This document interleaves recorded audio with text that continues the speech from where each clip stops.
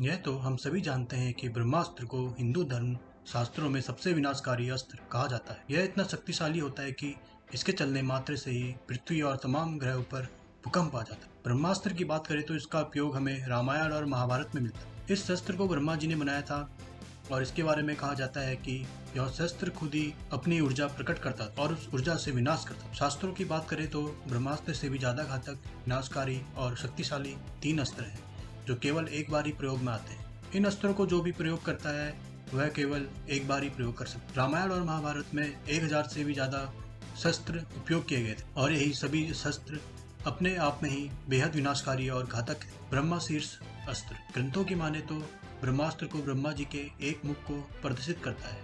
चारों सिरों को प्रदर्शित करने वाला ये अस्त्र बहुत ही शक्तिशाली बन जाता है। ब्रह्मास्त्र से 4 गुना ज्यादा शक्तिशाली ये अस्त्र ऐसे भी समझा जा सकता है कि अगर ब्रह्मास्त्र परमाणु बम है तो ये शस्त्र आज के हाइड्रोजन बम के बराबर। ब्रह्मादंड अस्त्र, यह अस्त्र पौराणिक काल में बहुत कम उपयोग होता था क्योंकि इसके प्रभाव से जनजीवन के नष्ट होने का भय रहता था। महाभारत के युद्ध में अर्जुन ने इस शस्त्र का प्रयोग कर्ण पर करा जिसे उन्होंने निष्प्रभाव कर दिया था। इस अस्त्र को केवल मंत्रों द्वारा ही संधान किया जाता था और इसकी शक्ति अपार थी। माना जाता है कि ये 14 आकाश गंगाओं को नष्ट करने में सक्षम था। इसे हम आज के एंटी मैटर बॉम्ब के बराबर शक्तिशाली मान सकते हैं। नारायण अस्त्र, नारायण अस्त्र भगवान विष्णु का अस्त्र है जिसे वह असुरों का वध करने के लिए प्रयोग करते थे। ये बहुत ही ज्यादा शक्तिशाली और विनाशकारी। इसकी शक्ति असीम है, इसलिए इसे कोई भी साधारण व्यक्ति संभाल नहीं सकता है। कहा जाता है कि यदि नारायण अस्त्र का एक बार भी प्रयोग हो जाता है तो इसे कोई भी शक्ति रोक पाने में असमर्थ। नारायण अस्त्र को यदि कोई एक बार भी चला दे तो यह किसी भी प्रकार के शत्रु का वध करके ही वापस आता था।